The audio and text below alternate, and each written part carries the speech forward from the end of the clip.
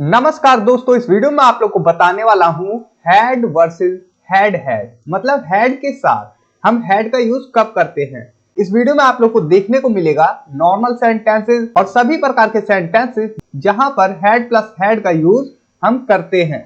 सबसे पहले देखिए इस हिंदी सेंटेंस को, मेरे पास पहले एक बाइक थी। कुछ लोग इसे इंग्लिश में कहते हैं आई हैड अ बाइक, मेरे पास एक बाइक थी। और कुछ कहते हैं आई हैड अ बाइक।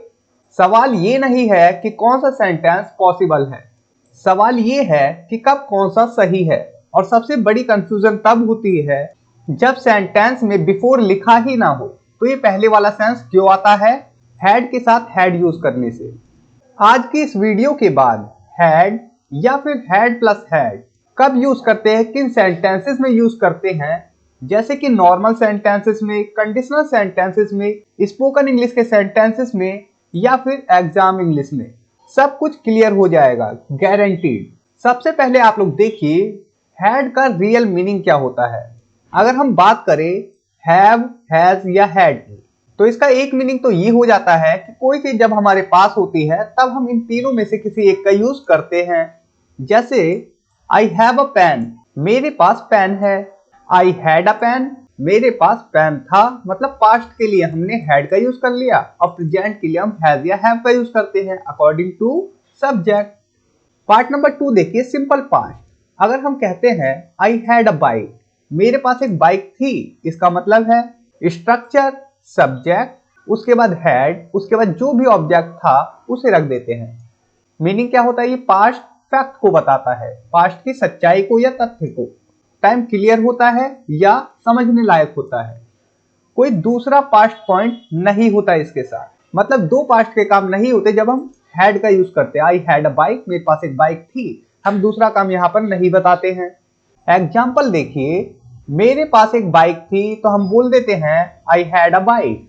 अगर हमें कहना हो 2018 में मेरे पास बाइक थी, तो हम कहते हैं I had a bike in 2018। तो यहां पर समझिए, जब ईयर मतलब साल, टाइम मतलब समय, पीरियड अवधि क्लियर हो, तब हम सिंपल पास्ट में हैड का यूज करते हैं कि हमारे पास ये चीज थी पास्ट में। जब हमें बताना हो कि कौन सा साल था, कौन सा समय था। और सेकंड चीज past perfect, I had a bike, तो हम कब कहते हैं पास्ट परफेक्ट में हम बोलते हैं आई हैड अ बाइक।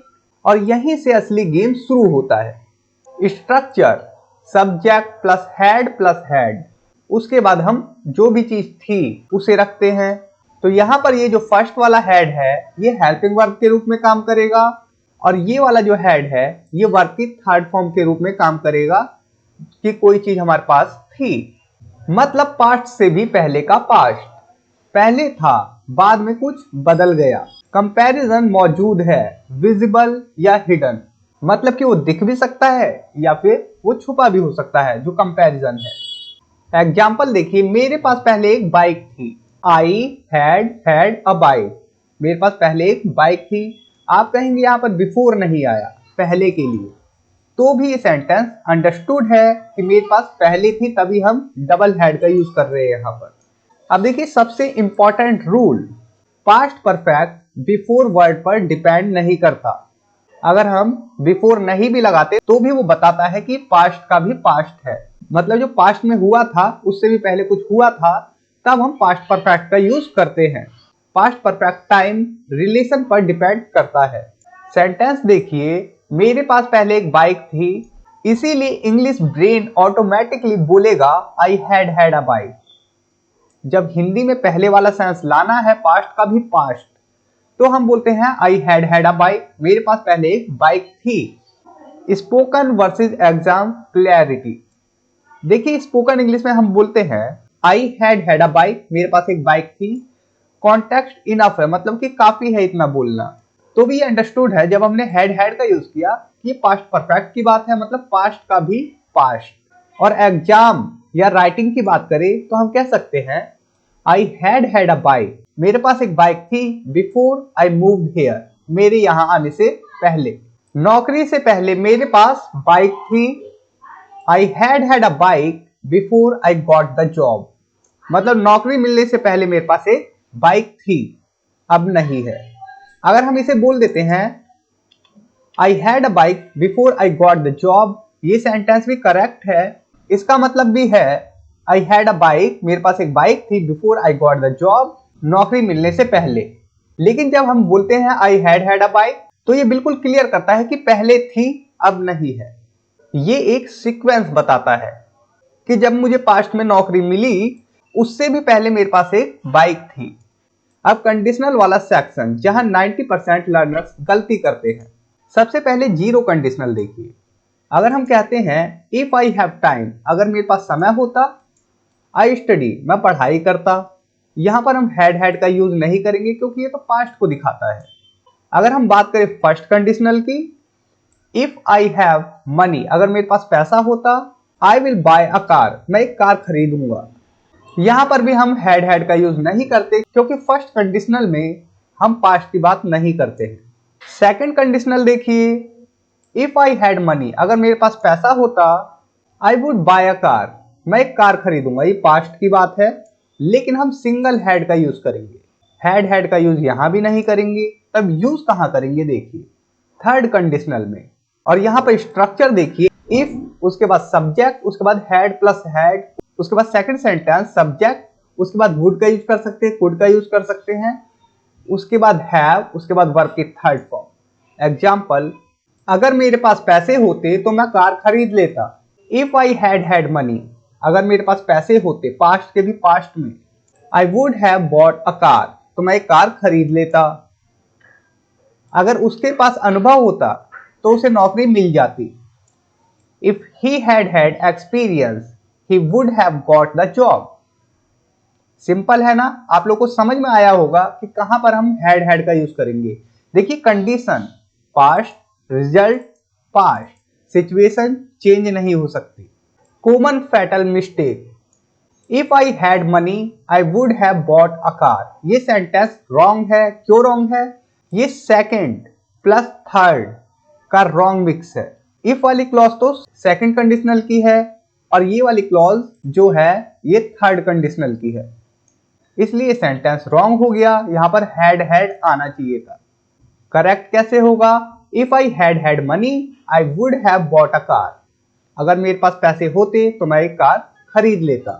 अब हम बात करते हैं मिक्स्ड कंडीशनल की। एडवांस्ड है बट लॉजिकल है। स्ट्रक्चर आपके सामने है। इफ आई हैड पास्ट को दिखाएगा, उसके बाद वुड प्लस वर्ब की फर्स्ट फॉर्म प्रेजेंट रिजल्ट को दिखाएगा। एग्जाम्पल है, अगर मेरे पास पैसे होते पहले तो आज मैं अमीर होता। इफ आई हैड मनी, अगर मेरे पास पैसे होते, I would be rich today, तो मैं आज अमीर होता। ये करेक्ट सेंटेंस है। अब देखिए हिंदी में अगर फील आए, पहले था लेकिन अब नहीं, अगर मेरे पास पहले ऐसा सेंस आए तो इंग्लिश में हैड का यूज करेंगे। रूल याद मत करो, टाइम और रिलेशन समझो। अब इन सेंटेंसेस को ट्रांसलेट करने की कोशिश करें। मेरे पास पहले कोई मदद नहीं थी, कैसे बनेगा? ये हैड से बनेगा या फिर हैड से? सोचिए, अगर उसके पास समय होता तो वो आ जाता। अब बताइए हैड से बनेगा या फिर सिंगल हैड से? सही सीक्वेंस क्या होना चाहिए इस सेंटेंस में?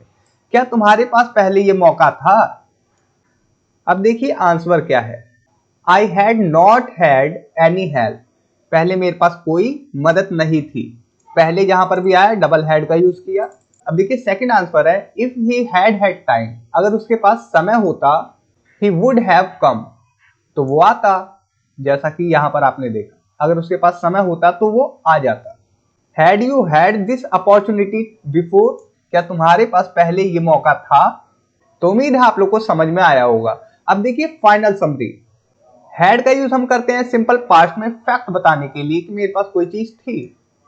हैड का यूज करते हैं हम पास्ट परफेक्ट में, जैसे हम हैव का यूज करते हैं प्रेजेंट परफेक्ट में। तो ये बताता है कि पहले मेरे पास कोई चीज थी, अब नहीं है। बिफोर वर्ड जरूरी नहीं है पहले के लिए। अगर हम हैड का यूज करते हैं तो ये अंडरस्टूड होता है कि पहले की ही बात है। थर्ड कंडीशनल में यदि हमें पोजेशन दिखाना होता है तब हम हैड का यूज करते हैं। मिक्स्ड कंडीशनल में भी मैंने आपको दिखाया कि हम हैड का यूज कैसे कर सकते हैं, ये पॉसिबल है। जीरो, फर्स्ट और सेकंड में हम नहीं यूज करते हैड का।